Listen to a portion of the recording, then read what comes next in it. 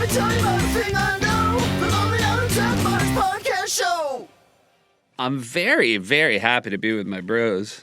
I love a morning pod where I get to use my late night Seth Meyers mug with a cup of jive. I mean, I would say this is optimal timing for the pod, and I know it doesn't work out often. It's super optimal for me because it's a hiatus week at Late Night with Seth Meyers, so I had nothing but time for the old pod this week. Did a lot of prep. I feel like people are going to be really psyched. You look well rested. You look nice. Where are you? I'm in our little podcast room at the office, and, I went back to the old stomping grounds. SNL, that's right. Oh, yeah. yes. A lot of people did. Yeah. Because Timmy Meadows, who I saw, was there, and Will Forte. Those Yeah, but Seth was on it. On it. He was on on it. Weekend No, Update. but this is good. I think we should use this time to have Yorm tell us secondhand other people who were there. Here's the thing, guys. Here's the thing. I didn't check what we're talking about. I know that's going to surprise a lot of our listeners. Like today's episode? Oh, I didn't check that. Yes. Okay. I didn't check that because I've been watching AFI's 100 Greatest Films. That's what I've been Well, doing. Yorm, this is controversial maybe, but my advice would be like, when Seth is leading this and has clearly something to say, just don't say anything until you know what he's talking about. That's just my advice from one guy to another guy. Well, here's the thing. Yeah. The film Giant was okay. It was a Right. little long. Oh, interesting. Oh, the James Dean one. Yeah. James Dean. I've yeah. never bothered to watch that. I need to. Did you guys want to know about that? More about that? Well, maybe after Maybe Seth after. says Maybe his after. thing. I Like, am curious. Okay. it seemed like he was Gotcha, like kind of gotcha. rolling and, in a great mood. Take it away, Seth. The AF in AFI stands for after, and the I stands for I. By the way, right after that, Yorm just pounded like 20 pills. So many pills. So you're off the hook, buddy. Which is terrifying that means everything that's happened so far is before the pills. Well, which pills, though? I mean, my man is going through it. Yorm, Nirvana said it best. All apologies. I'm on 1200 gabapentin, guys. All right, let's do this. Yeah. That'll get you there. That would be great if just any of these pharmaceuticals that Yorm is choking down would join the pod as a sponsor. So we could just organically talk about them instead of having to fucking smash pistachios in here. Yeah. God. So Take it away, Seth. Now, when you say pistachio, you're talking about Charles Barkley's character from Grief Counselors, right? I am. Nice callback. Nice callback. Hey, I'm going to get to SNL, but I will say, we can own up to the fact that... This is great. Yes. Hello. Another interruption. Hi, Bill. Sorry. From a Billiam Hater. Hello. Hi, buddy. Bill. How are you? Hey. Oh, this is Hi. what it's like. This is us. This is exactly what And all of us with our shitty hair. Whoa! Shots Hey, fired. whoa, hey, don't show up like Accurate that. shots fired. Oh, man. We all should have. One guy has really nice hair. It's Seth. He doesn't know about the pact we made early on in this pod not to shit on each other's hair. Oh, yeah. I'm sorry. I was actually just giving Seth compliments because I thought his looked pretty great today. Yeah, his hair looks Yeah, nice. Mine looks a little scrubby. Bill, you know what our episode is today? You know what we're talking about? I heard it's Sigourney Weaver. Yeah, that's why I slid it to Bill. That's right. I You slid him the slid it over. And Laser Cats 5, so. Yeah. Laser Cats 5. Laser Cats 5. Oh, fucking kick ass. I'm going to say, we've watched now 5 in a row. This is by far my favorite one. Wow. Ah. Oh, no, late reveal. Multiple things I love in it, but I think one of the main things I love about it is that Sigourney Weaver is having a grand old time. Oh, yeah. And that neither me or Keeve directed it. Oh. Yeah. Is that your fave? Yeah, John Kreisel directed it. Yeah. So fuck you, Seth. It makes sense that it was finally good. Yeah. Yeah. I mean, I noticed a difference, but it just it Well, moves. do you remember, guys, that she asked for it in the pitch Oh, yes. meeting? Oh my Oh, god. go back to this. I pitched something else, and then she went, "What? No laser cats?" And Andy and I looked at each other like nobody has ever asked for a laser cat. That's right. That's a testament to personality and But yes. The premise of Laser Cats is people are famously bummed when it comes up. Well, the story as it went, Bill, was I pitched something super shitty, and then she said that, and the whole room went, oh! What? No laser cats? Like we were in trouble or something, and me and you were like, would you like to do a laser cast? And she's like, well, I'm here. Whoa. Yeah. That's incredible. Wait, Keith, do you remember any of this? I don't remember any of this. I don't think I was in the room. I was in LA. Wow. I was not here. I remember when she said, I want to do a Laser Cats. I remember that I had pitched something and she said it to me. Well, But I feel like Andy, it was me. you own this. I'm going to. We got a lot of problems with memory on this pod here. The only Bill. thing that matters is one of you pitched something so shitty that she thought a Laser Cats would be better. Yeah, but either way, it was a horrible pitch. And It might have been you and it might have been me. but she went, what? No Laser Cats? And then I remember stupidly saying, you were an alien. Yeah, I know. She was like, yeah, no, like she's like, I've been thinking about this more than you guys. I was like, Oh, that's great. And then, which is rare for us, we then left pitch meeting and went straight back into our office and started working on it. Because it was like, okay, we clearly have to do that. Wow. Well, it was one of those things where you remember that feeling though, like to know what you're gonna do on Monday. The best. It was like, oh my God, if we just do this, then that's it. It's the best feeling in the Yeah, world. we know at we the have show. on Mondays, and Yeah. the host likes it, Yeah. and it works perfect. Yes. And it was The like, question I have, Bill, that I have no memory of is how did it come up? Did we ask or did she offer James Cameron also being in it? Because that's what unlocked the writing because it turned into a James Cameron's greatest hits. she was promoting Avatar, and then Yes. I think it was. Have we had Spielberg on already? No, No, he was Spielberg the was last after. year. So to me, it was like we were like, oh, are they in town? My memory of it is you saying, or like inquiring, oh, is he in town? Or you got, because they were promoting it. Right. And then I remember it was him and John Landau, his producer, and when they showed up and he walked in, and Andy, you went, I've seen the movie 5 times. Andy is an Avatar head. Which was true. And he said, well, we set out to change movies, and we did. That's what he said? That's what he said? I was like, Jesus Christ. so I mean, you can't argue with it. Wow. He just whipped his dick out and was like, yep, stories are true. Yeah. It literally, like, he basically said, only 5? Only 5? I mean, Yeah, exactly. could not have been more gassed that Cameron came through. I don't want to get ahead of it, but Laser Cats 6 is Elton John. Did he also say, what, no Laser Cats? I can't remember. No, I think we kind of forced that one on him. Yeah. Oh, wait, he said, what is Laser Cats, comma, no. Yeah. And then later in the week, it was like, we're doing it. Fred's impression of Elton John that week was, are we done? Are we done?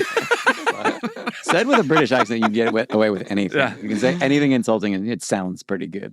I will say when Elton John did it, Andy and I got there early and we were on, I think what's your stage, Seth? And we Yeah. went down and it was him playing the keyboard and we were like, yeah, it's like you're doing a song about Laser Cats. And he went, oh, something like, and he just started vamping and singing Laser Cats. And it was just this thing. It was like 7 a.m. and we're like, this is Elton John with art. Oh my God. Wait, save these for when you come on for the next one.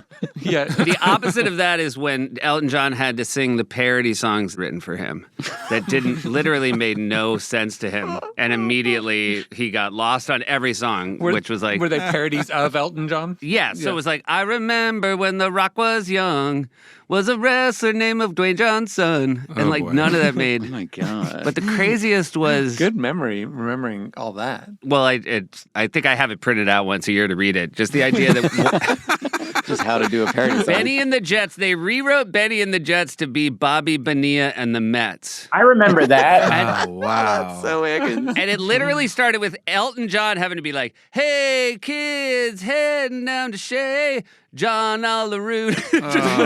I remember this. Seth, am I wrong in saying that was, he stopped it at the table read and said, Yeah. wait, what the fuck? 'Cause that was the only time I'd ever seen that at the show where the host stopped and went, wait, what is this?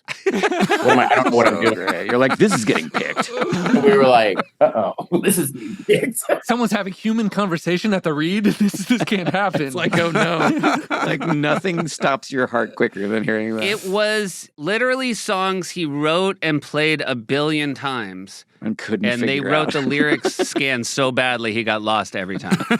He was not into it. Better than Tupac.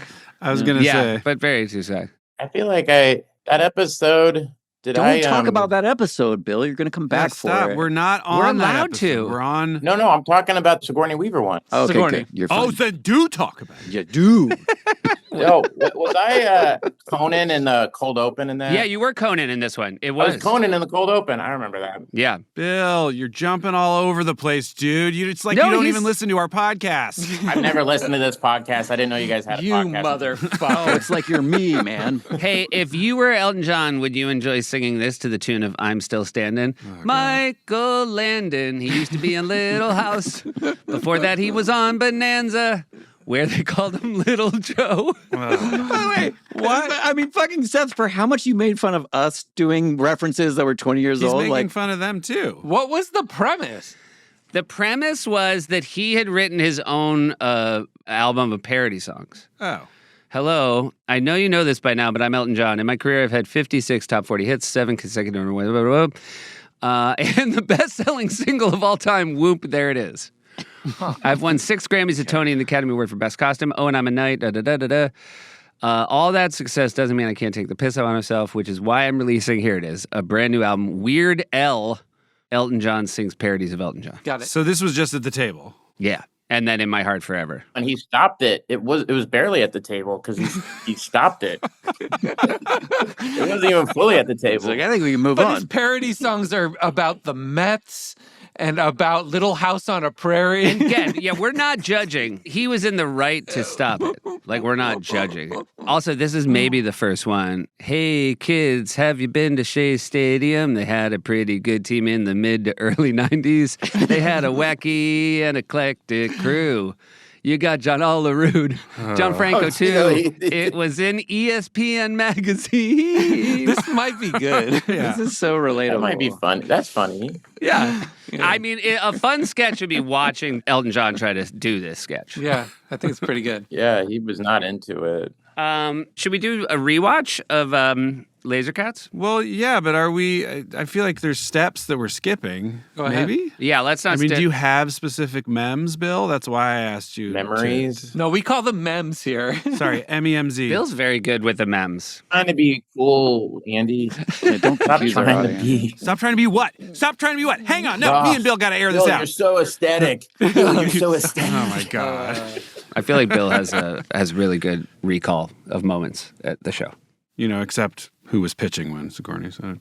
Well, I remember I pitched it. Well, of course you remember. You like telling the story He looked first me person. dead in the eye, and I was like, "My God, you are beautiful." That was crazy. Wait, I do have a question. I have a question because Bill, you and I would say Edgar Wright are two friends that know more maybe about film and are bigger cinephiles than anyone I know.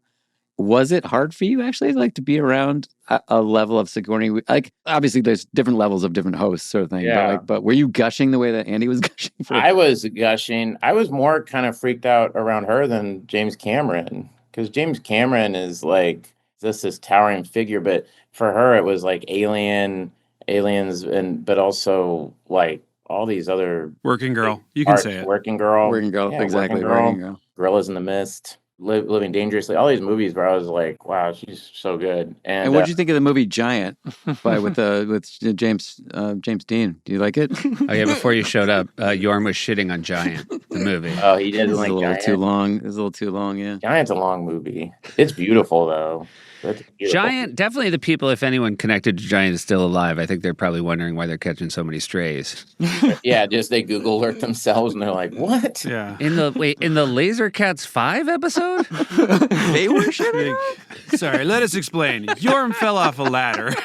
Grandma, listen to this. I guarantee you, Grandma, listen to this podcast. They're not going to be talking about you. Yorm literally took a handful of pills right as this began as well. Yeah, I'm not fine, a joke. guys. Like, I love doing the podcast with you lizard people. I was really anxious. Yeah, and especially the scene where she like throws up on my face. I was like, this is awesome. I genuinely was so excited.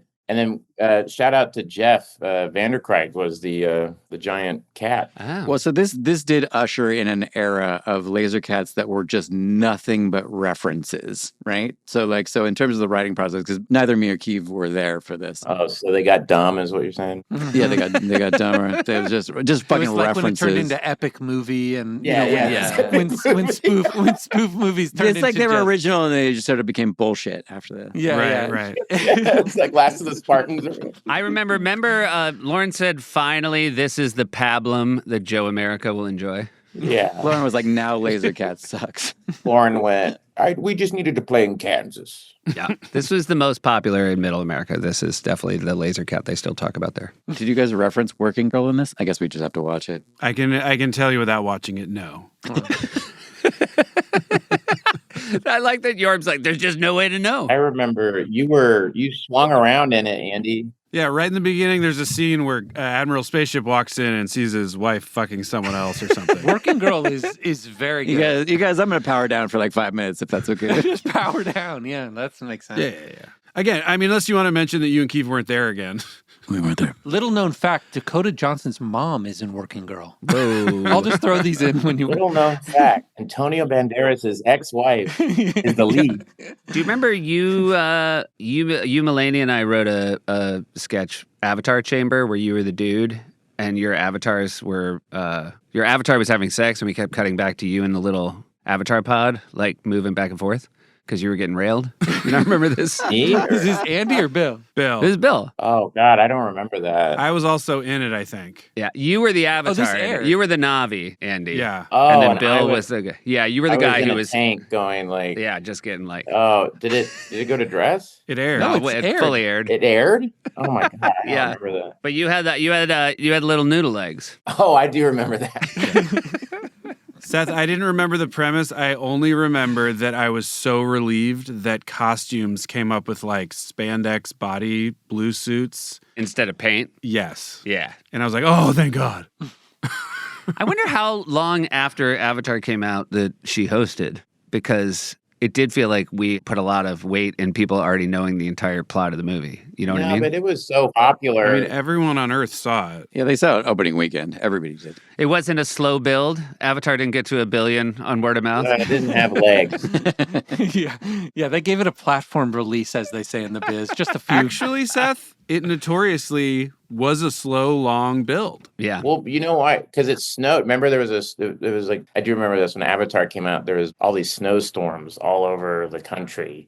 And there's all these articles coming out like, well, Avatar underperformed because no one can get to movie theaters. That's right. And then, it was huge. It came out December 18th, 2009, and this is just January 16th. So this is a month later. Oh. And when MacGruber came out, they were like a month-long typhoon, right? It was, yeah. It was monsoon season. I think Forte tried to convince everybody that there was It's still to this day. snowstorm. Actually, because we were running the MacGruber Twitter feed, I think he just wrote, "Oh, my documentary shot the bed this week." My documentary. Oh well, and then we never tweeted again. Also, the previous 8 tweets were all just about how the new Shrek movie sucked. The previous tweets, I think, were all just about different celebrities that he was jerking it to. So it's just weird that it didn't do well. It was like he would say jerked it, and then in parentheses, it would be the name of who. Yes. Right. Yeah. And also, we couldn't get MacGruber, like at MacGruber, because it was already taken. So it was just Groob69, which is just like, oh, Jesus, of course this is not going to do good. Which is what MacGruber's handle would have been. Yeah, right. So it's better. It is better. It's more accurate. All right, so this Laser Cats, at some point, James Cameron gets thrown into the mix. That made us start writing towards his movies, a fucking smart and classic move that changed the shape of Laser Cats forever, Landau Ref. And Keeve and Yorm are jealous because they didn't think of it. Fucking losers that bailed, and then they paid the price for being like turncoats.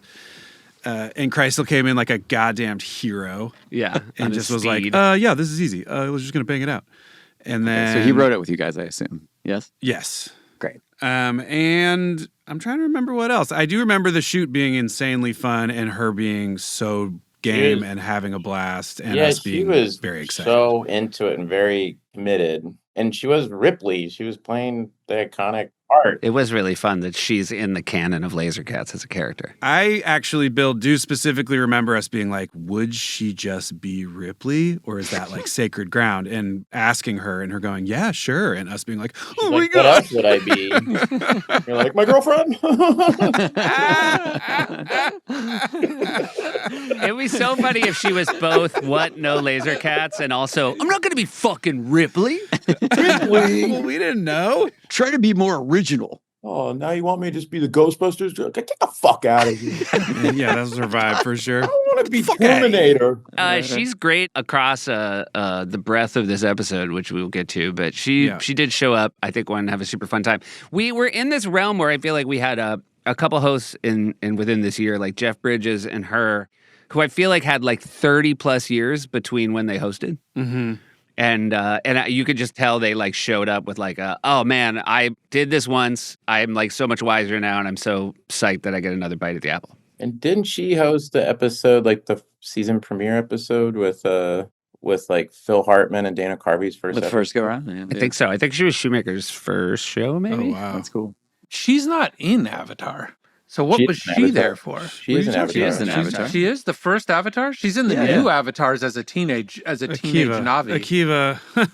Is she in it? Akiva, just stop. No, she's in the first Avatar. Are you Yeah, she is. kidding? Okay. Keeve, your memes are faulty. So she plays two roles? Forgive me. Wait, you're not thinking of, we're not talking about Avatar: The Last Airbender. We're talking about. Oh. You're thinking of yeah. Avatar, the live action Avatar that M. Night I'm Shyamalan. thinking of M. Night. Yeah, I'm an Yeah. M. Night guy. Oh, Keeve has such a bad memory. Guys, Fuck, all right, you're right. She's Nice, in it, but, so she plays two different. Oh, because then is She she? clumped it. She classic. It was their clump. She clumps.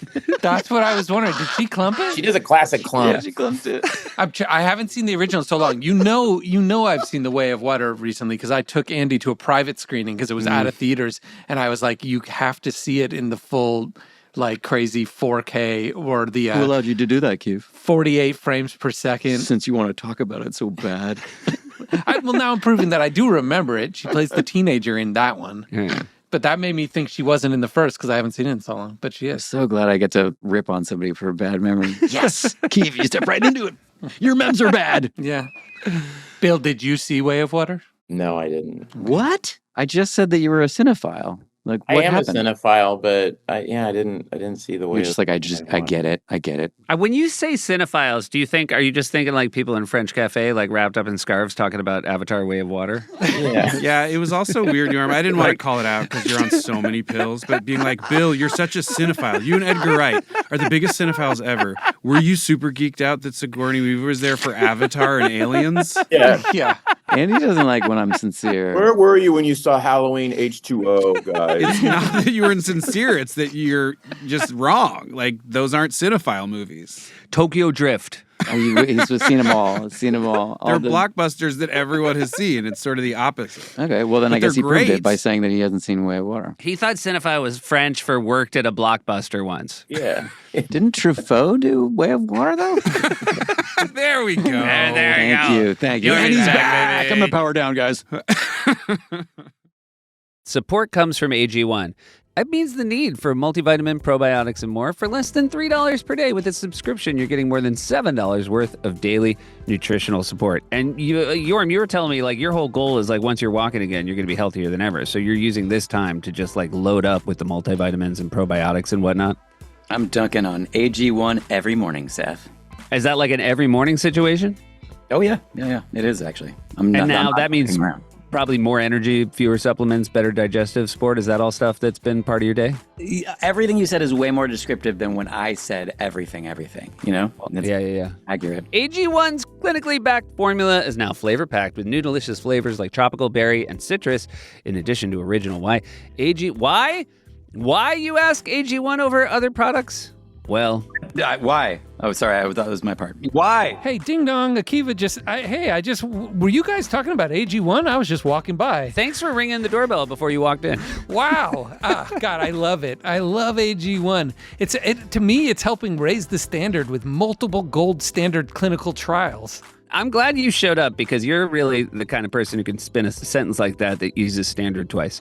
You guys head to drinkag1.com/island to get a free welcome kit, including a bottle of vitamin D and free AG1 travel packs when you first subscribe. That's drinkag1.com/island.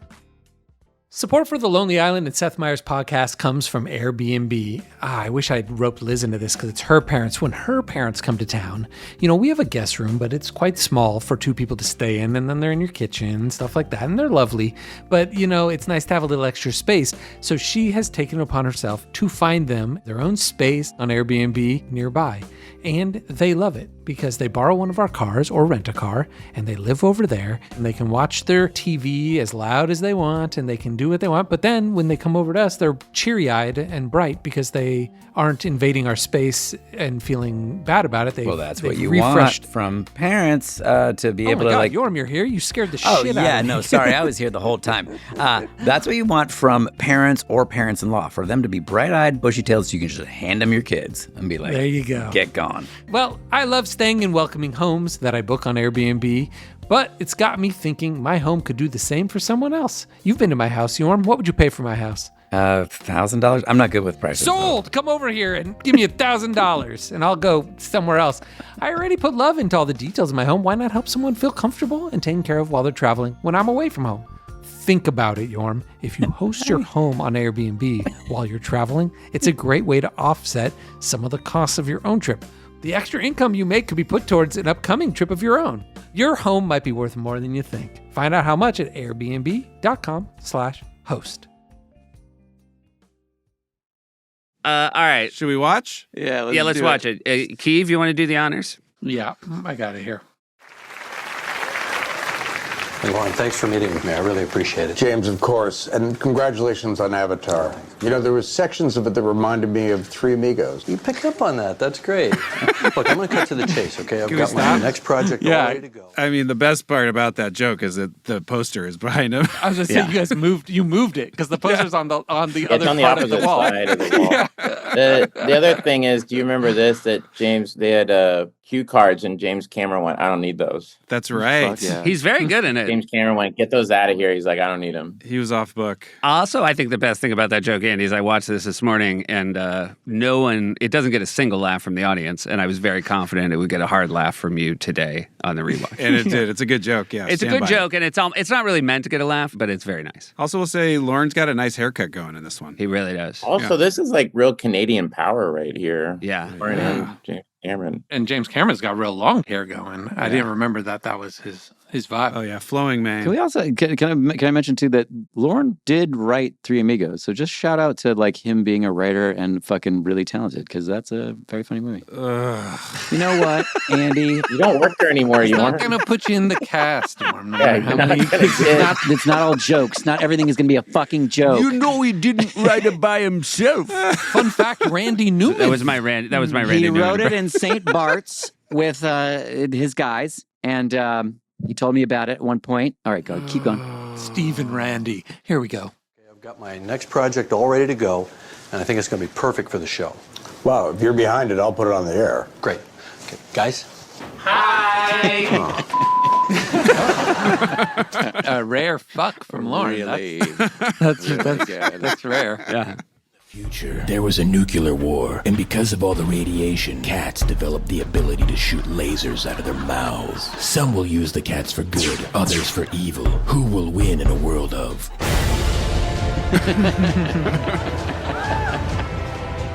One, woo! Do you hear that? Terminator font, pretty sweet. Yeah. Already a good joke using technology. Now, is that like the first ever iPhone or is that an iPod? What are we looking at It there? looks like an iPod Touch to me. Yeah, I think you're right. But that's an actual thing you could do in it. That's not effects. Okay, they're drinking beer, digital beer out of iPhones, right? Or iPods, we're not sure. Whoa, Kimosabi, don't you care for the environment? Negativo. What's nature ever done for me? Pause it real quick. some Avatar Natureverse tech themes. Yep. Love when you just like right in the first minute layer in the dumb thing that's going to be called back. That's classic. But that's Lasercat's You only form. have 5 minutes. I know, it's Tell great. a full story. You guys waste no time. There's also a good anti-continuity joke of the waitress being having passed twice. Yeah. Which is a little background joke. I also like the reason people litter is nature's never done anything for them. Why recycle? Negativo. What's nature ever done for me? Oh, geez. We're getting a call on our video glasses from the science chief. Admiral Spaceship, Nitro. I'm sending you two back in time to the year 3023. Your mission, destroy the hive where laser cats Half-assed. Oh, God. I also love that it's changing the history of how laser cats came to be. It doesn't even care what the thing was. No, man. Oh, I love this. So this is a little kind of Terminator logic happening here? Yeah. stop laser cats from ever existing. Radical. Godspeed, boys. Oh, that's good. Welcome to the past, boys. Been expecting you. Chief, you look exactly the same. Follow me if you want to live. Rachel Lynn just standing in the Rachel on the background background. with her coffee Kind of and looking over sides. annoyed, but you guys are fucking. You guys, they just so for people not watching, they just Terminator back in time, so they're butt naked now, except for they still have the helmet. And then Rachel, who was our assistant at the time, She's just watching them. yeah, she's looking at the script for the short itself. That's great. By the way, she emailed us last week that she has the maze from Booty Call. Yeah, with all the booby traps. She With has hecka booby the traps, yeah. Hecka booby Did traps. you draw that, Andy, yourself? The maze with hecka booby traps? I don't think so. It fucking looked too way. good. Oh, yeah, it did look really good. You look exactly the same. Follow me if you want to live. The central hive. Oh, is so we say he just looks up exactly ahead. the same, We but have to don't destroy explain the it. eggs before they hatch. So now you're in Aliens. Blaster!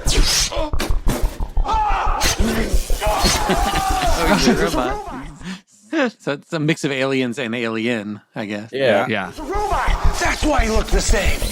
Immediately pay it off. Oh, yeah. That's Okay, can I critique this because we didn't direct it? Why is the alien cat so good? You know what I mean? Where'd you guys get that? I don't buy it. Don't buy it for a second. Oh, yeah. You're just saying it's not in the do-it-yourself aesthetic. DIY. It's very good though. It's very cool. I think it's okay because of how dumb it looks when the little laser cat comes out of the big cat's mouth. Does that look like a cat to you, Yorma? That doesn't look like a... it's also changed from the other mascot. We too. had to do it this way to get the next part that you forgot about that's about to happen. Okay, I'm sorry. Well, also James Cameron directed this one, not them. Exactly. Oh, that's true. Hey, get away from them, you bitch! Ripley! Believe it or not. Oh, God. A Ripley's Believe It or Not joke is It's brutal. And then flamethrowers. brutal. That's the right word for it. Brutal. Yeah, it is brutal. It is. I mean, it's so bad, and as the minute someone said it out loud, you knew it had to be in. Correct. Yeah, It feels like it needs her to turn to camera and wink to make it's make an perfect. excuse. It's out of it. perfect the way Yeah, it I is. think it's disturbing. It's impossible to hear it without seeing a person wink. Believe it or not. Good flame effect. That's that Kreisel. It's just it's a completely different. Yeah, no, the mascot, the cat. cat has changed from a profile. You had two life-size cat costumes. Yeah. Well, because this one's mouth didn't open, so you exactly. couldn't do the bit. One of them had to have the alien come out. Yeah, it's pretty simple. That was just the head. So looking back, it was also a different one in the beginning there. It was just the head for the special shot. Yeah. Also, Correct. shout out to there's a forced perspective thing. Like, so that's how you guys made the cat big, which Yeah, it is was great. Kreisel. Yeah. Kreisel knew how to do that kind of stuff. Love it. I guess Love it. he really was great. It was good. Yeah, no. When you guys directed stuff, everything was only ever the size it was. That's right. That's right. Notoriously. You guys like making things smaller, actually. Yeah. We didn't know how to make anything bigger.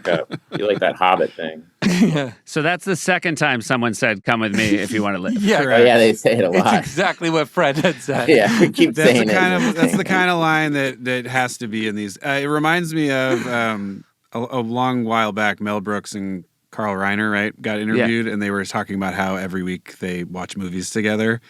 And that they're like, what kind of movies do you guys watch? And they're like, we like to watch movies where somebody says, get some rest. They also they like movies where someone says, close the perimeter. Yeah, secure the perimeter. Secure the perimeter. Clear the perimeter. Secure the perimeter.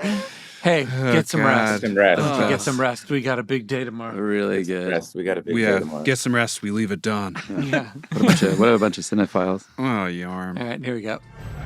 Stay alert. We're close. Laser bats! That shot is so dumb. Game changer. Game changer. So stop.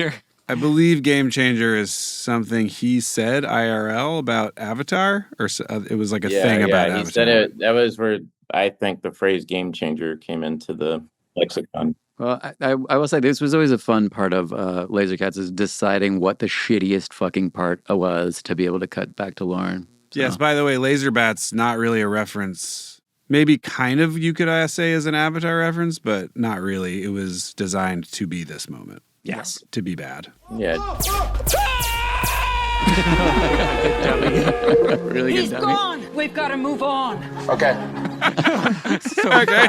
Yeah, okay. Yeah, that was funny. I remember that. No, we got to move on. Okay. I will say, Kreisel always very good at like surprising editing and like really cutting to it. That is a great fucking edit.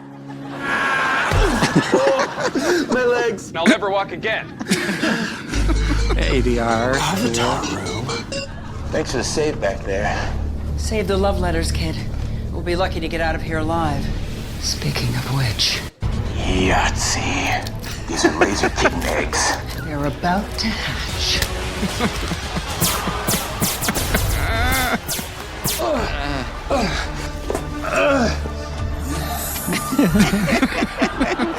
You can see my hand in the shot. That's a toilet. Yeah. Cats coming out of boxes, great. Yeah, kittens coming out of little boxes. Yeah, it was the That's cutest what you kittens want. we can Yeah, get. your audience going, oh. Yeah. I will say it's hard. It's hard in how shitty all the Lasercats looks to like give credit to things, but like there were like 10 fucking great moments in like 10 seconds there. Like they're all shitty to look at, but they're so smart and good. Yeah, because Jake Sully's legs don't work, right? That's why being an avatar is such a... But also Andy like doing his own like cryogenic like cardboard thing coming down over your face is really funny. There's like really great shit there. Now, is there in the original Avatar, is there some sort of visual, is a swirling visual when he becomes an avatar that the toilet is mimicking? Yeah, it's like going down through like, neural tubes. Excellent. Yeah. So we got the toilet flushing. Looks like this was a one-way ticket, Kimasabi. Oh, she says Kimasabi. Yeah, that's just, we thought that was kind of their thing, but it turns out that's just part of what people in this world say. Part of the lexicon. Everybody in space says Kimosabi. Yeah.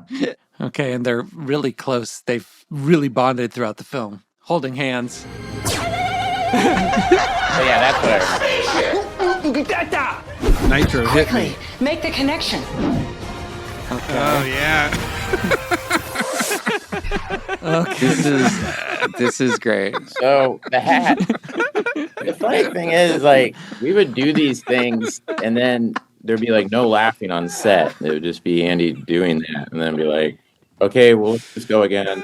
Well, it's the reversing of the film, right? The fucking Andy comes in with his ponytail, connects with the cat's tail, wearing a baseball cap and blue face paint as an avatar. This still, I have to keep reminding myself, this still is not like a racist thing from 15 years ago Andy's going to get canceled for. Oh, God. I believe the reason I'm wearing the hat is because the ponytail is connected to the hat. Connected to the hat.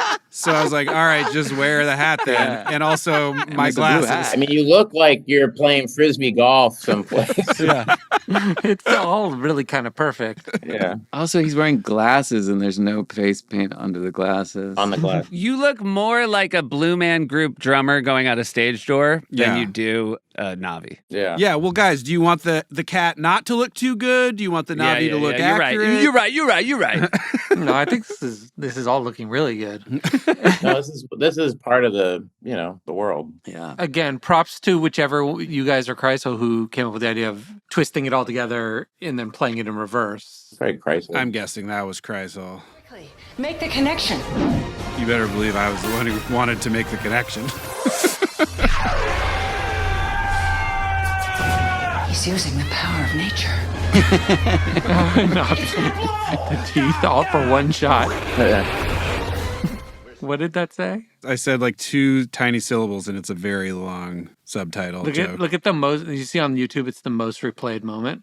Ripley Nitro, get behind me quickly. I'm not joking around. This is serious. Okay, there you go. And then we got Jason, Bobby, Mulaney, and Joe. Yes, then we go Titanic. Beautiful, tiny Titanic moment here. Great. Yeah. Yeah, all in their nice tuxes. They all had to go through wardrobe, get fitted. They look fantastic. Yeah. Do all that stuff, bring everything in for that. It's the highest production value in the whole thing. Yeah. They all look impeccable. We're staying. Good job, boys. You finally rid the Wait, world go of back. laser cats. In the wide shot, it's a double. It's not Sigourney. No, yeah. Wait. Oh. Jesse. Not her. Oh, that's great. So you guys had to plan that and do it because I believe it's because there is a stunt of some sort upcoming, Yeah. and we got a wide shot with her, and then we decided to start on the shot. Yeah, just have her look back and forth. That was not Sigourney. That's amazing. Yeah. That's great. You finally rid the world of laser cats. Fred drinking coffee in the back. The same He's spot, dead. Rachel, as Fred, who is dead. He's dead and he's drinking coffee. Fred's just drinking coffee. Of laser cats. Nitro, thanks for being my wingman. Said Leathers, kid.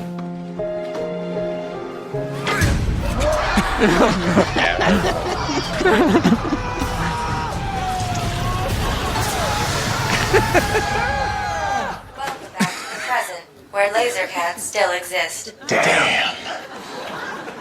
I gotta say, this movie, combined with Avatar, could make $1 billion. Get out. No, I'm serious. No, I mean get out of my office. What if I offered you some unobtainium? No. It's really hard to get.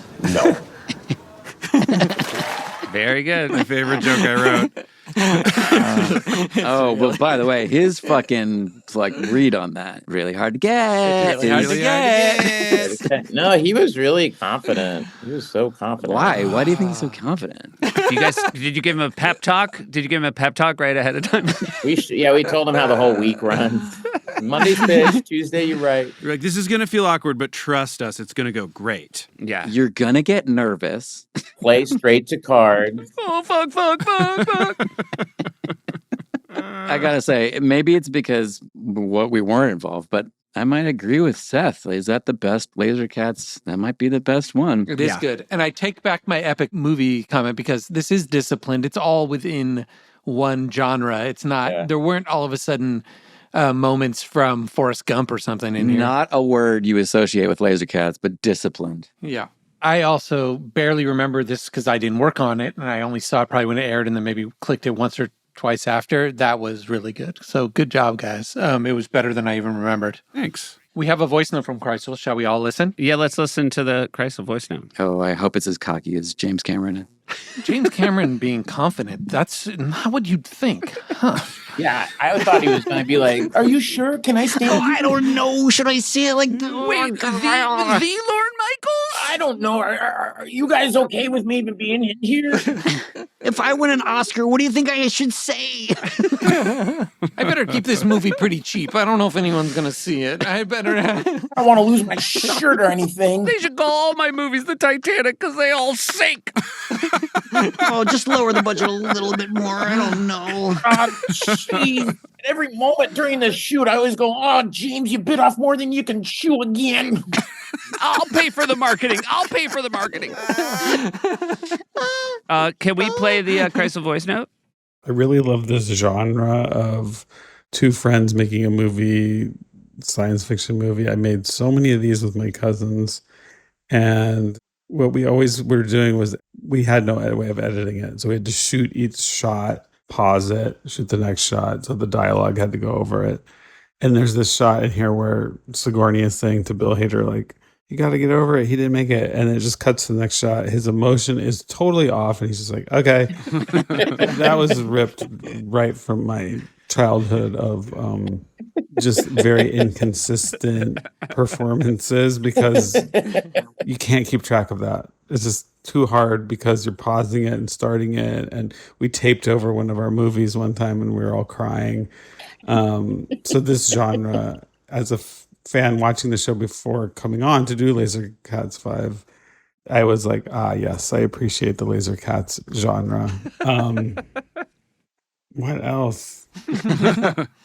This thing is so dense and has so many visual effects that it actually was really hard. I remember Sigourney Weaver was awesome, and her acting, watching it now, I'm like, she's acting so well. She's such a good actress, and it's really funny to see you guys obviously acting badly. Whoa. I was doing the best I could. Just right there, fully in it, commits to the bit. I remember the kittens was challenging because they wouldn't come out of their boxes. They just wanted to go to sleep in their boxes / eggs.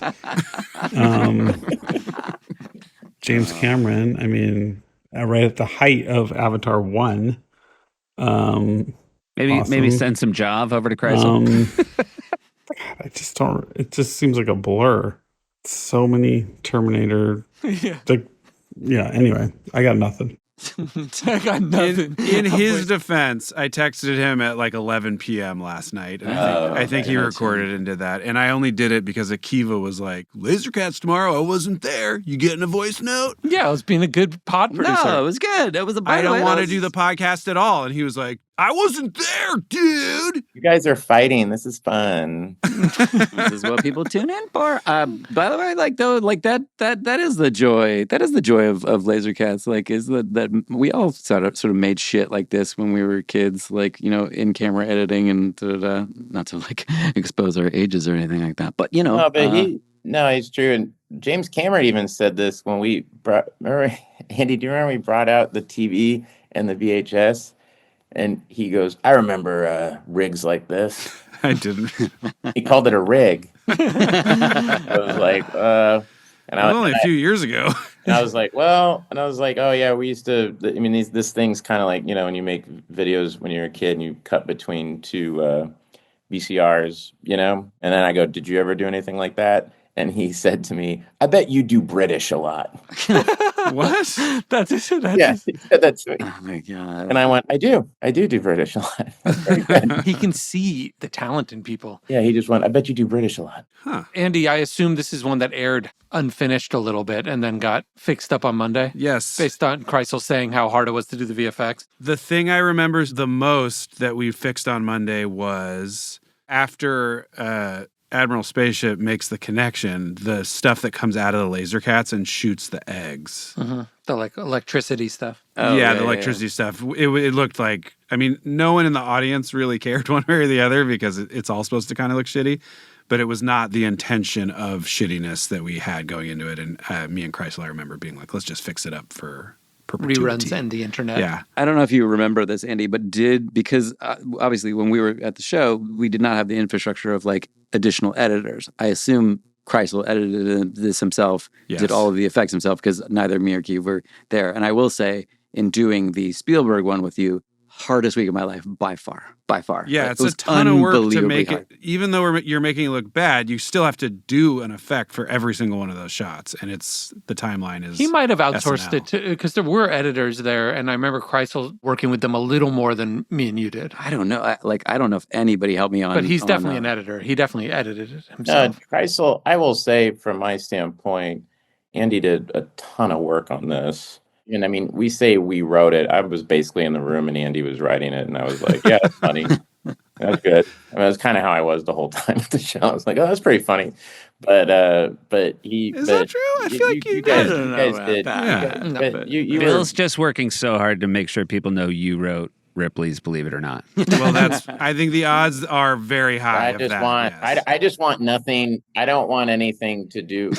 You don't want anything to do with it. Yeah, as a cinephile. This is called distancing yourself. No, no, but it really was. You did like so much work on this. As mentioned, I was extremely gassed on Avatar at the moment. So all the Avatar stuff, I was like, I want to get to do those things, even if it's the shitty version. He did it great. I mean, Kreisel did so much work too, but on set and everything, it really was, you and him. So well, thanks. You guys buddy. did a great job. It was so much fun. I have to hop off, guys. I have to Love you. Thank you so much for coming. All right, Billy. Love you, buddy. You very much, Bill. Thank you for joining us. Love you guys. Thanks for doing that. Yeah, that was fun. Bill, do you have 30 seconds? Sure. I'm going to just show you. This was something that I really liked from this episode. It's the first 30 seconds of Disco Junction.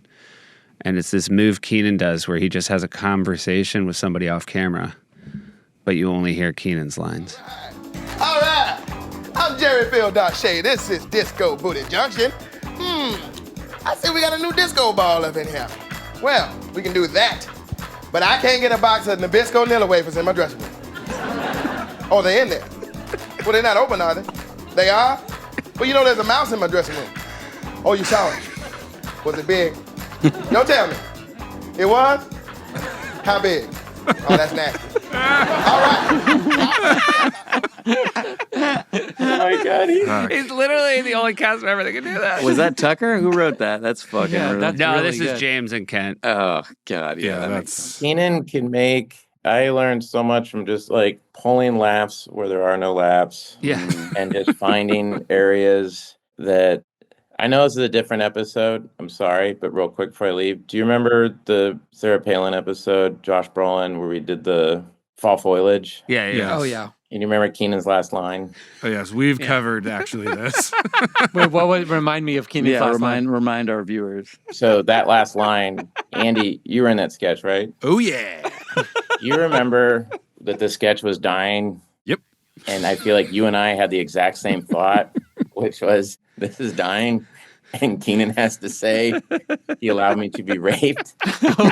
And then we looked over at Keenan, and Keenan was also thinking it and looking at us like, fuck like, you. no. He's like, oh, no. Live on air, we're like, I look at you, and you're like, dude, I feel so bad for Keenan right now. It was like we were reading each other's thoughts, so that we both looked over at Keenan, and he's like, all right, here we go. To the firing squad. It's been a good run, fellas. You're just about to leap. Yeah, it was like beyond taking one for the team, but just that moment is an SNL moment I think about all the time, how we were just so in simpatico with each other, just looking at him feeling bad, and that he just smiled like, all right, here we go. Oh my God, God bless. That's amazing. And I was just like, that was awesome. We'll forever love that guy. All right, guys. Love you. All right, Billy. Nice to see you, Bill. Thanks, Bill. Love you guys. Very nice to see you. Later. Thanks, dude. Okay, guys. Support comes from Fabric. Hey, can't wait to hear what you have to say, Keeve. Well, it's actually a question for both of you, Yorm, Seth. Yeah. Sure. When did you first get a term life insurance policy? When I started having kids. Yeah. That makes sense. Yorm, you actually managed to get one halfway down the fall, right? I did, yes. That's how long you were falling for. You were like, it was a long time. And that makes sense because it's so easy to do with Fabric. You could do it in the amount of time it takes to fall from a ladder. Yeah. Having a term life insurance policy means if something unexpected happens, like that, and you're not there to provide for your family, they'll still have some financial protection. Fabric by Gerber Life makes it easy. And I do just want to jump in and say, based on everything Yorm has told us about the ladder, it wasn't totally unexpected. No. No, I had it at a 45-degree angle, which is now I feel like no one's going to pity me because it was a really bad decision on my part. But yes, Seth, everything that Keith just said, just to bring it back to that, totally true about Fabric. Fabric by Gerber Life is term life insurance you can get done today. Made for busy parents like you, all online, on your schedule, right from your couch. You could be covered in under 10 minutes with no health exam required. Quick questions for you, Keith. Yep. Does Fabric have flexible, high-quality policies that fit your family and your budget, like $1 million in coverage for less than $1 a day? Yes. Is there a risk? No, there's no risk. In fact, there's a 30-day money-back guarantee, and you can cancel at any time. Oh. Does that sound good? That sounds great, but I bet there's no such thing as like free digital wills or tools to invest in your kid's future and more. Well, you're about to feel pretty silly because you're going to be molded. Here it comes. They do have free digital wills, and they have tools to invest in your kid's future and more. Molded! All right from your phone. So pretty easy. Wow. Join the thousands of parents who trust Fabric to help protect their family. Apply today in just minutes at meetfabric.com/island. That's meetfabric.com/island, MEET fabric.com/island. Policies issued by Western Southern Life Assurance Company. Not available in certain states. Prices subject to underwriting and health questions. Support comes from Wonderful Pistachios. Wonderful Pistachios is the don't hold back snack. They're healthy and they're tasty, so you can snack without holding back. Wonderful Pistachios is the craveable snack that tastes too good to be good for you. Irresistible flavors, honey roasted, jalapeno lime, chili roasted. Bring the heat, the sweet, or the kick to keep you coming back for more. With 6 grams of protein per serving and 0 grams of regret, Wonderful Pistachios are one of the highest protein snack nuts. If you don't believe me, ask Akiva. You didn't send anything in? Great. No shells, no limits. Don't hold back on flavors or convenience. I'll tell you what I like is just eating a ton of pistachios, and I'll tell you what I don't like when I forget to hide the shells, and then my wife comes home and says, "Did you eat all of the Wonderful Pistachios?" And I say, "No, I didn't." And then she'll say, "Well, where are all these shells from?" And I'll say, "Your guess is as good as mine." Visit wonderfulpistachios.com to learn more. All right. So, Seth, yeah, you were on SNL last week. Yeah, let's circle back to it. That was perfect. You teased it. Here we go. Finally. You know, I do think one of the skills of being a talk show host is don't stay married to your plant. Right. Yeah, but we want to hear about it. I feel like before we hear about it, so Disco Booty Junction, the entirety of it was Keenan trying to figure out which, it was Wig and Sigourney Weaver, which one of them was Amber and Cream, and they wouldn't tell him who was who. But then at the end of the sketch, Keenan does the back half. It like completes the story of the first half. Join us next week on Disco. What's that? They taking us off the air? Why? Because Disco's dead? So the show is just done? Well, do I still need to come here next Saturday? I do? Why?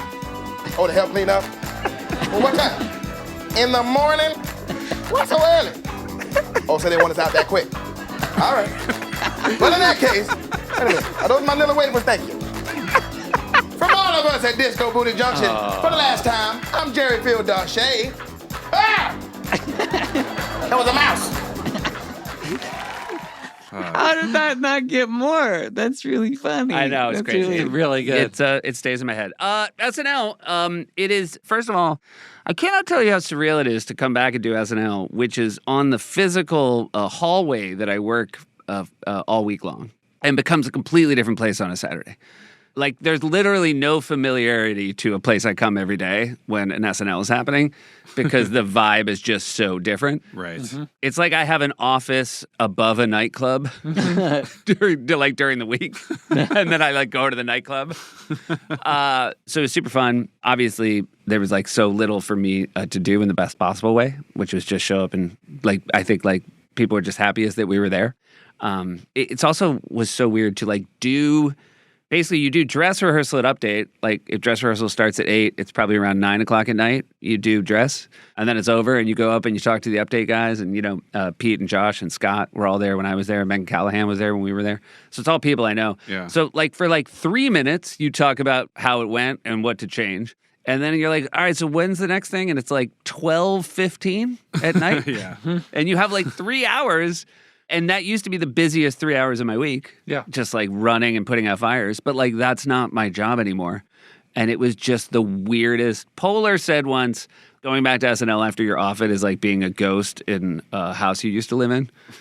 You know, like you're like, my memories. And people are just like walking through you. Yeah, everyone's running around and they're all super locked in. Yeah. That was like that for me doing the political stuff last season. Yeah, I imagine. Especially if we didn't have a short that week, which we did 2 of like 5 or 6 episodes I did. And the ones where it didn't, if I was just in the cold open, it was the exact same thing. Yeah. Where I'd be like, okay, I did those like 7 lines and now I'm just sitting. And it's a lot of, you know, it's weird. It just feels like if you were playing like high school sports and your game was the next match, like, you know, you're just like waiting and that yet there's energy going on and you have no place to. Is waiting worse? Like, did you find yourself getting more nervous than you normally would because you didn't have somewhere to put? I wasn't even nervous. It just felt like nostalgic for having purpose. Right. Yeah. I went up and I sat in the old writer's room and there were like 11 or 12 writers, most of whom were in their first or second year. And that was a super fun hang. Yeah.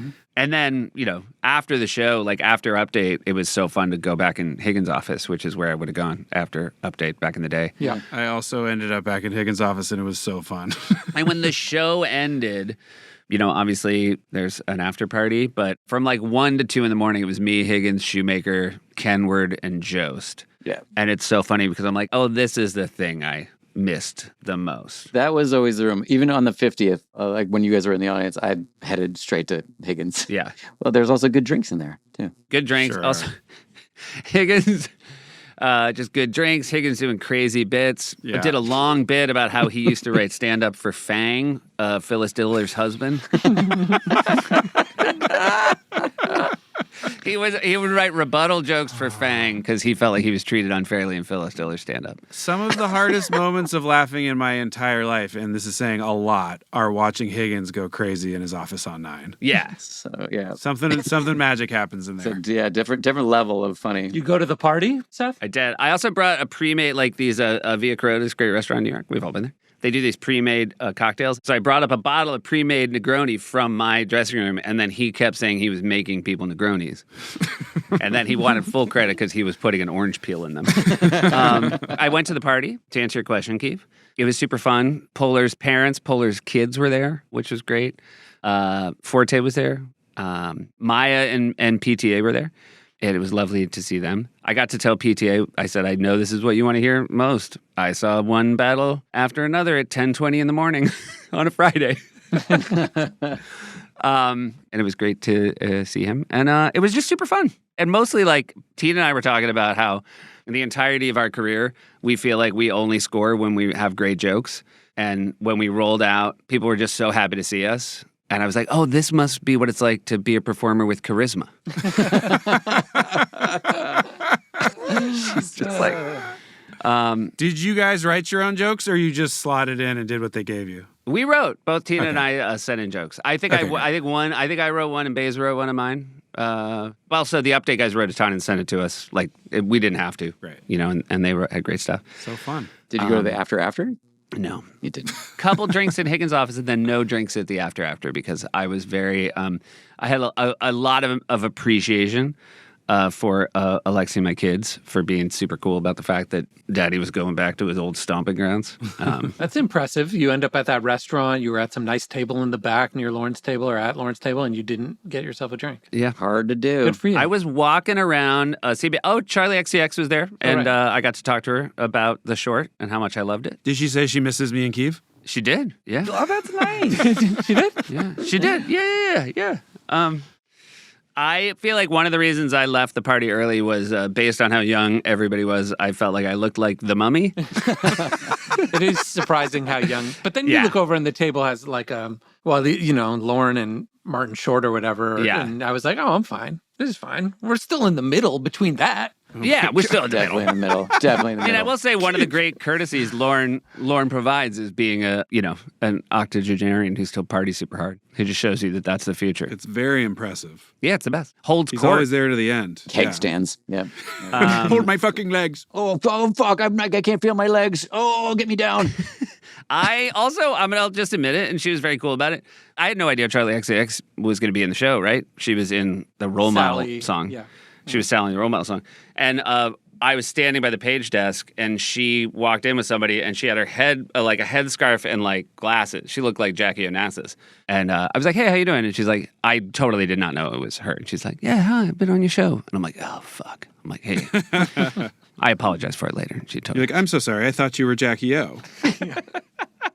It was great. Anyway, I really did. I mean, again, and I should say, like, the best part about being back was, like, you know, to be there with Polar and to watch Polar do her thing was just fucking fantastic. Yeah, she was great. It's so fun to watch her do it. Anytime we get to see her on camera being funny, it's a fucking treat.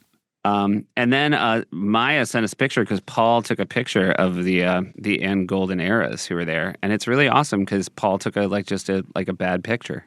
I love that. I always love that. Probably best director at the Oscars this year. Doesn't know how to use his iPhone, I guess. I mean, I know it looks blurry on the Zoom, but it's actually that blurry. Oh, that's great. That's really bad. Yeah, that's awesome. All right, we've got some other stuff to talk about. I mean, this is pretty meaty. Yeah, this is a beefy app. Yeah. So I'm just going to run through some stuff real quick from our listeners. Jorn, people asked, has the hip injury put off your vasectomy, or did the vasectomy actually happen before you fell? That's a great question. It has positive vasectomy. I will definitely invite Seth. I basically am going to do it around his schedule. So I think that as long as he can pick me up. Thank you, bud. Yeah. Thank you for keeping me in mind. No problem. A lot of people, more than one, said Alex Bays sounds like Adam Scott. Huh. Oh, that's a good call. I could see that. And in case anybody's asking, Bays is definitely giving off any vibes. Giving off what kind of vibes? Any vibes? It's a Severance Severance. ref. Yeah. He's a real any. Oh, any vibes. Oh, any. Yes. I think he said any vibes, like you were saying that he didn't actually have any vibe at all. Oh, no. Yeah, he wasn't just Adam Scott. He's Adam Scott any. He's an any Adam Scott. Right. And Yeah, he gotcha. basically, he comes off an elevator and he writes jokes all day. And in then a he gets back on. in a cold windowless office. I get That's it. what 30 Rock will do to you. Yeah. Jim Downey, a former SNL head writer, thriving both in One Battle After Another and also So Tim. funny. He's got so many funny those scenes he's in. Best lines in the movie. He's also in Tim Robinson and Zach Cannon's incredible Chair Company, which is airing now on HBO. So it's a real Downey. Blowing bubbles. It's the moment that happened for Paul Appel is now happening for Jim Downey. Yes. And he's got a documentary about him coming out. It's a big time to be Jim Downey. Yeah. What's the name of the documentary? Well, I bet it has a great I think title. Downey Downey wrote wrote it. that. Or Yeah. Downey wrote it, yeah. Oh, Downey wrote that. More than one person said that Kreitzel, based on his voice note, understands what this pod is supposed to be better than any of us. Huh. He actually had like a lot of like information and like I recap think today's energy. voice note will put the kibosh on Yeah, that. maybe disabuse people. Yeah. I also want to say that voice note was heavily edited last week. It was a 10. Oh yeah, that's true. That's It was a 10-minute voice note that got edited down to a crisp 4. My favorite thing of Kreitzel's voice note, because we had not heard it last week. We reacted to it, but I heard it only in the episode. This is how the sausage is made, guys. Go ahead, Seth. Nice, Yorm. When Kreitzel says that Higgins said to him, "Your life begins now," and Kreitzel goes, and I was like, "Oh, all right." Save yourself from me in Booty Call. Someone said they really enjoyed your full Muppet energy on Save Yourself for Me. Girl, I'll take it. Save yourself for me. I said, do all your characters have dinky wangs? Uh-huh. And a listener pointed out that you played the French pole vaulter on Late Night. Yeah. Quite the opposite. Yeah, the full opposite. Yeah. We were talking about ukulele songs and that there's only the one, you know.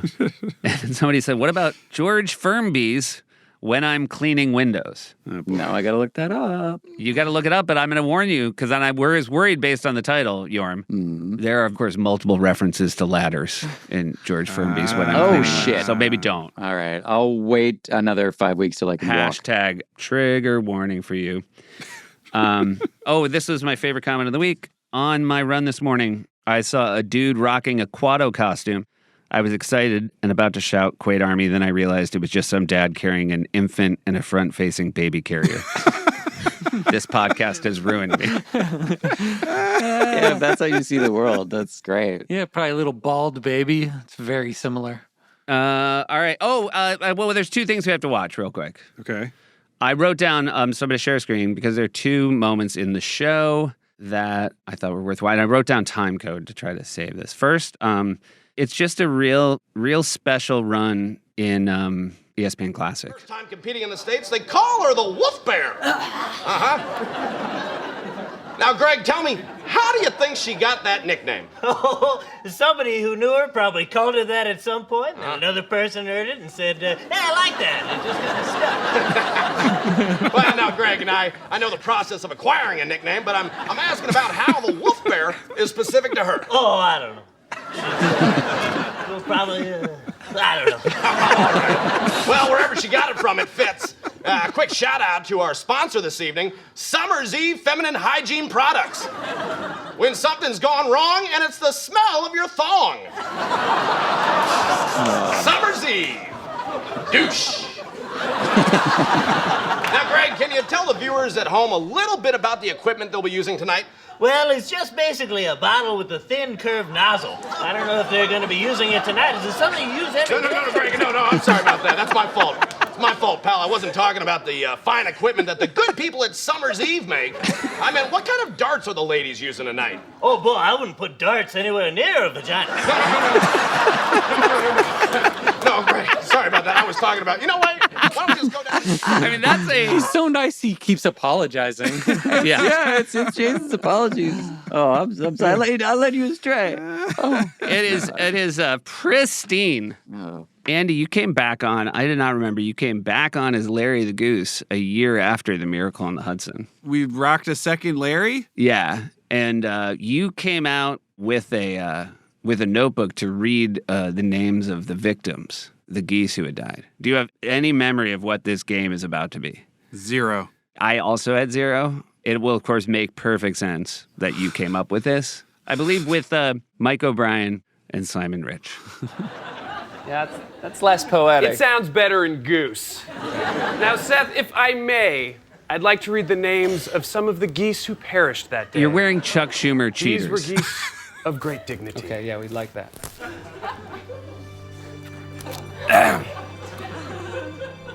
Goose Springsteen. No.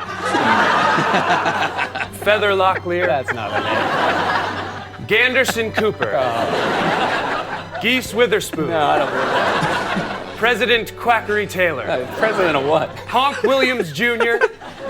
Indie rock duo The Wing Wings. Topical. And of course, Mother. I'm sorry. Mother Goose? Her name was Gail! Is this all a joke to you, Seth? Yeah, I mean, a little bit. A little bit, yeah. Fun game. Sure. We don't hate it. No, we don't hate it. Also, the last thing I'll say, because Kevin Miller put it in the chat, because we talked so much about the ill-conceived Weird Al parody album. The names on it were Jost Kenward and Bernie Taupin. They put his name on it. I guess that's fair on some level. Yeah. Although, it's not really, because they the one thing that didn't survive were his lyrics. Right. And the melodies were Elton's, right? So it should have said John, I guess. Yeah. So that also probably just another reason for Elton John to be completely confused. It's like the time when I did Meet the Brasses Beetlejuice and Alec Baldwin was the host and we didn't address that he was in Beetlejuice. Yeah. Are we 100% sure that Bernie wasn't at the show that week and didn't come hang with them in the room? 100. Okay.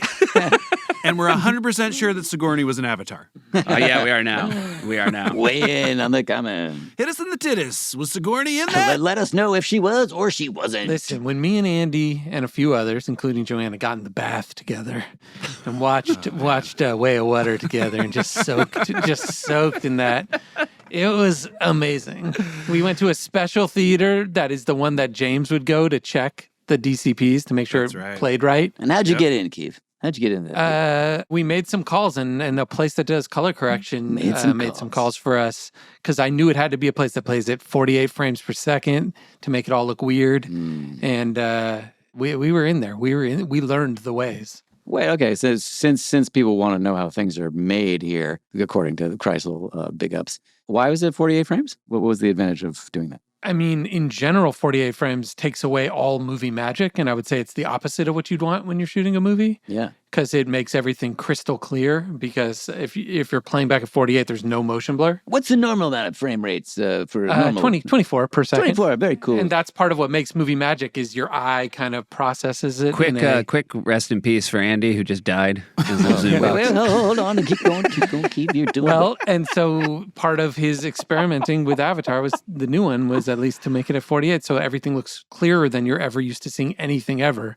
And I would say on your home TV, that just makes it look even more like a video game. But if you see it correctly in the correct theater, where it's Dolby Vision too, so it's crazy bright screen. Dolby Vision. So with the glasses, the 3D glasses. Don't look at Andy's face while you're talking. Go ahead. No, I like this stuff. I just have nothing to add. Okay, great. Yeah, and then it looks like nothing you've ever seen before. And that's the thing that makes it worth seeing the movie, because it's like, whoa, this is different.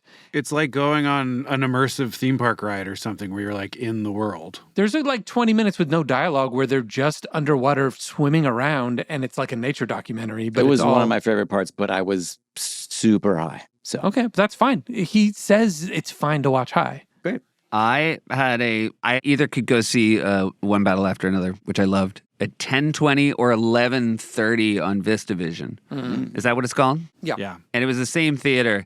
It was just that situation where I was like, if I do 11:30, I'm going to be cutting it close. Yeah. And I just didn't want the stress of that. And I felt like, you know what? It'll be fine. But the thing I was mad about is I wanted to walk out and then peek my head into Was your screening, I did see it in VistaVision, was your screening in IMAX or anything, or just super normal? It was totally normal. The real difference, besides that it'll look different, is that the aspect ratio is a little different. That's the part, because I think it'd be fine to see it on a IMAX screen, because the IMAX aspect ratio is the same as the VistaVision ratio. Yeah. So at least then you're seeing a little more of the top and the bottom, and especially with the, no spoilers, but like the chase at the end and the way those hills are photographed, it's more dynamic seeing it higher and lower on the screen. So Yorm, of Keeve and Seth, who's a cinephile?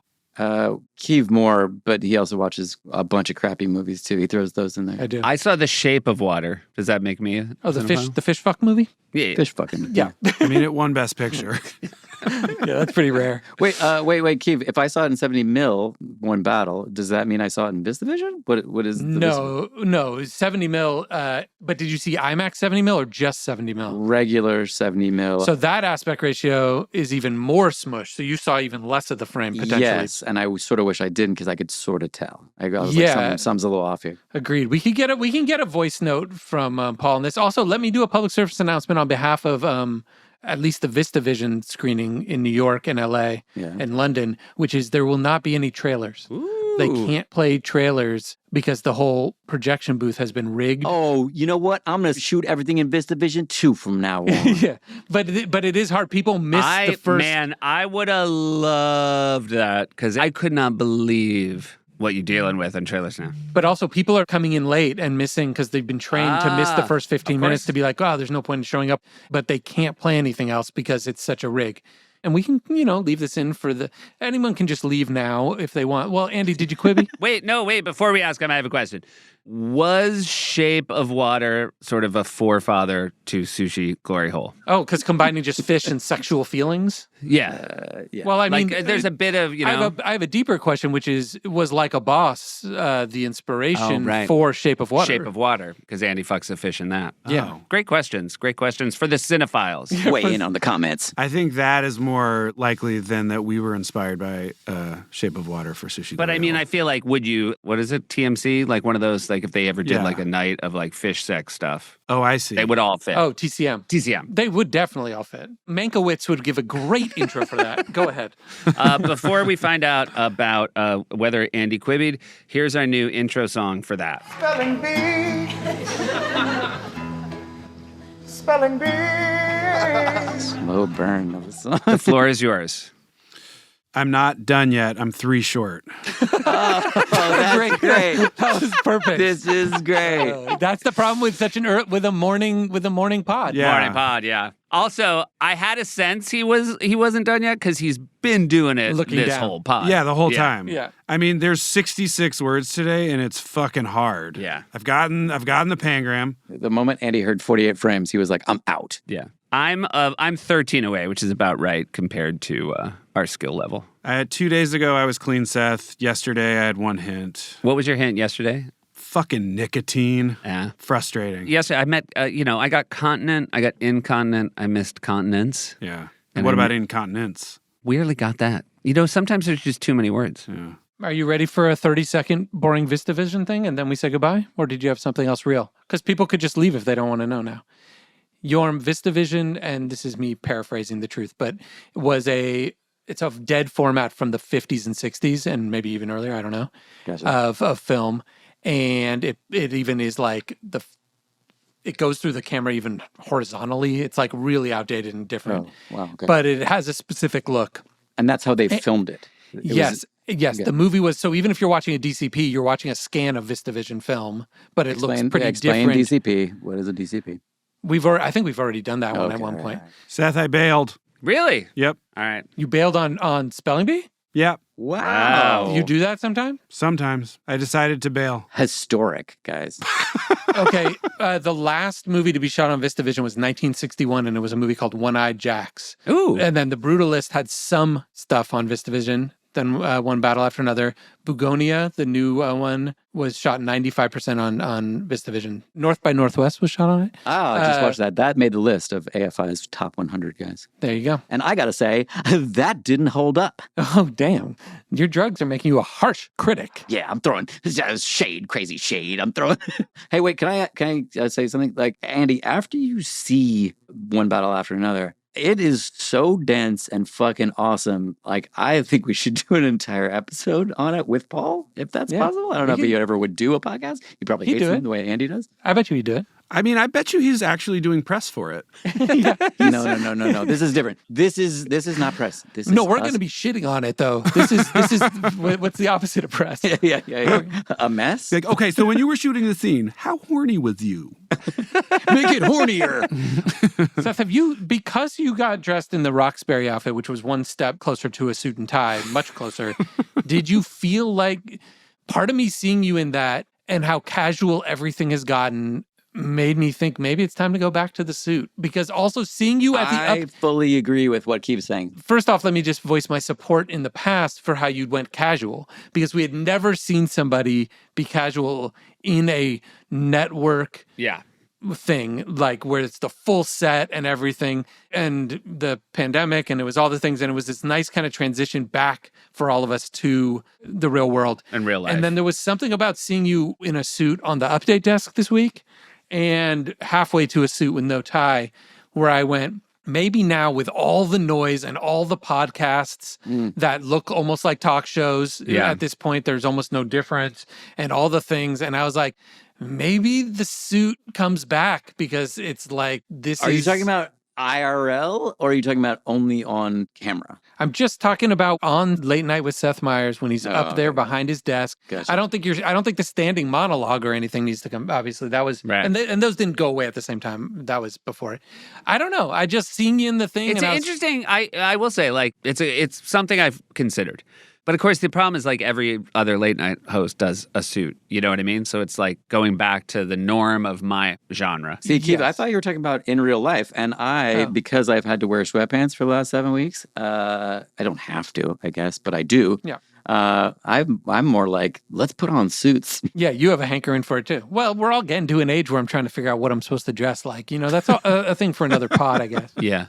I think, you know what? Maybe when we have PTA on, we just talk about that exclusively. Ooh, that's good. That's good. Yeah. So then he doesn't feel like it's press. You're like, okay, so the movie. I'll let him know he's booked. What do you think Wes Anderson does it? What do you think? So you made the movie. How should we dress? Yeah. You know, if I'm having one battle after another, it's in my closet. It's in the morning. It's an internal battle more of, you know, who am I and what am I trying to represent when I walk out the door? This was a real beefy pod. The Quades always say, leave it shaggy. Leave it shaggy. The Quades were outraged that we edited out my story. Oh, yeah, but that was because that's for privacy reasons, though, not for shag. Yeah, but I will note, we didn't have to leave in a saying. It was good. I listened to it back. I liked it. It was good. It was totally fine. You liked it. Me and Andy went to breakfast this week, which is the first time that's happened in a very, very, very maybe ever long time. Nice. Where we just went and we went to a restaurant. Right when we were about to walk in past the, into the patio area, a gentleman went by and didn't even make eye contact, just gave such a subtle Quaid Army. Just on a pass by, like a drive by, a walk by, that I was like, yep. And then I was like, oh, fuck, I got to say. So he was already like 10 steps away by the time I went, righteous kill. And then Andy was like, oh, good. Like, oof. You almost. He was the James Dean of Quaid Armying. Yeah, love this guy. He'd probably just listened to that Ice Cube song that was like about how you approach someone, you know what I mean? And then was like, I got to make this real subtle. Oh, yeah. Give him a pound or whatever that is. Shake my hand and make it a firm shake. Exactly. Say what up, Ice Cube, and then break. Yeah, there you go. Yeah. I do think, and I want to continue hammering it, like, for us, the most wonderful Quaid Army to receive is, like, no one breaks stride. Yeah. Yes, a pass by. And I got one the other day. I was with Alexi, and a dude walked by, and he said it not even like it brought him joy. He said it was like military. Obligatory. You know what I mean? Like he saw a superior. Oh, fuck. That's my shit, yeah. Part of the army. Quaid Army, sir. Yeah. Righteous kill, soldier, on your way. Part of the army. Yeah, a little sir. It's just like a sir. Yeah. The Quaids rock. Quaid Army fucking rock. God damn, the Quaids fucking rock, man. You think the little monsters do that for Gaga? No. There is a member of Quaid Army on fucking tilt right now, and it's Jake Tapper, who can't believe we keep giving him notes on his fucking drawing. Did he do it again? We were giving him props last time. I thought we gave it up. Dude, when you come back, I mean, if you watch the fucking lead with Jake Tapper, every time it comes back to him, he's fucking scribbling, just working on like, just working on. It's like, trying to decube Sandberg's face. Here's the thing: as the sincere one, as my character has become over the course of this thing, I was the one who was really giving it up every single time as the sincere Alvin of the group. Yeah, the sincere Alvin. I'm more of the nerdy Alvin. Yeah. Right. Oh, now so you guys are 3 different Alvins now? Yeah. Jesus Christ. Yeah, we're just different aspects. I mean, at this point, I think I'm just a Simon. Yeah, this guy's just doing his word games. What a Simon, fucking dork. Yeah, I mean, according to Bill, I'm the mastermind behind everything. So, what a sincere guy. This is the fattest tail we've ever had on one of All these. right, if we want to get even just a little shaggier. Sir Mix-a-Lot would approve, Seth. I like shaggy tails, I cannot lie. Let's never stop doing this. Oh my God. Hey, Becky? Mix-a-Lot, love the beat, love everything about it. Is there anything other than shaggy tail? Ooh, I don't know. You got any alts, Mix-a-Lot? Look at her tail. And he's like, I don't know, that's what I call big butts. And it's like, what about that? Also, I don't know why Jerry Lewis is his producer. Hey, Mix-a-Lot, you got any alts? Hey, Mix-a-Lot. Nice lady with the shaggy tail. Shaggy tail. You want to shag the tail a little bit more, Keith? Well, no, I have a thing, but I could say it next week. It doesn't really matter. No, say it. Come on, look at it. No, say it now. I was trying to remember my week during this week. And the movie we were working on that didn't end up happening, we were rewriting, and I would go, the 2 writers it was Jonah Hill had written it, and he had written with a guy named Matt Spicer, who directed Ingrid Goes West, among other things now, and Max Winkler. Woo. He just actually directed a movie with Eric Andre, who I fucking hate. Yeah, beef. Oh, yeah, the one that Trust. Yeah, I talked to them about each other before it. Anyways, so I'm in LA, and every day I would go to Max Winkler's childhood home because it just had a lot of space for us to write. So we would write in this beautiful house that Max Winkler, whose father is Henry Winkler. Hey. And if you've ever seen Henry Winkler on a talk show or in a Sandler movie and gone, what a great, warm, beautiful, caring man that is. It was so wonderful to be being treated as... He was so happy to have us in the house, and we would get there at 9 a.m. and sit in the dining room table, and he would come in just how you want him to be, with like fresh bagels, and he'd be making them like, who wants one with tomato? Who wants them? And I got to live this like fantasy of being what Max's life was like as a kid every day, because we did for like a month. And I just remembered like, oh, right, that was the month. Just sitting in his living room having Henry, and then his mom was lovely, and just come in and literally make us breakfast every day and be so happy to have, because he didn't live there. Max didn't live there. The way that a nice parent is so happy to have the kids back in the house. Oh, you boys are doing your project. Let me get you. And it was a lot of fun. Can I ask you a question, Keith? Yeah. Both me and Eddie have been over to your house. I'm sure Seth has as well. And I don't feel like any of us have been treated like that. No. Oh, it's interesting. I'm just checking. So you've learned But nothing. I've also been at all your parents' houses and didn't get treated that way either. Because none of us have Henry Well, now as a we're dad. getting down to brass tacks. I would say of the three of us, though, Keeve treats guests the best. That's definitely true. I did get I remember going to Keeves once and getting a bespoke cocktail that he was making. No, you're right. You're right. Something special, like a little jalapeno in a tequila drink sort of thing. Yeah, man. Yeah, He's that's always true. taking care. Yeah, and he does say, "Hey, more," right? Yeah. Hey. Yeah, He yeah. started doing that, which was a little forced. He's like, And hey. I opened your locker with a single hit. I'm happy to pile a Henry Winkler's great story on a Henry Winkler's great story. We, on Thursday, do something called $5 Thursday, where we have one of those bingo things you spin around, and our whole crew, everybody writes their name on a $5 bill and puts it in the spinner, and you spin it around. And then once a month, it's $20. And Henry was there on a Thursday, and he wrote his name on a $20 bill, and he won.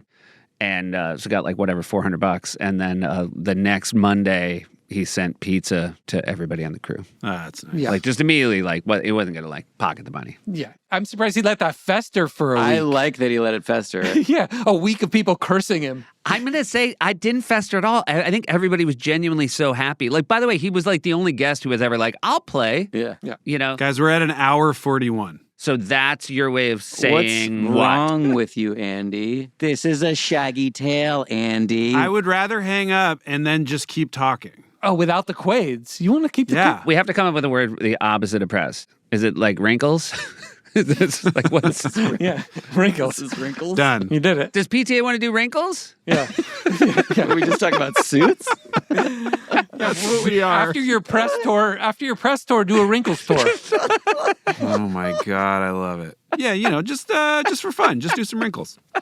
All right, I love you guys. Love you. Love you guys. Love ya. Later, Arnold. Later, Quades.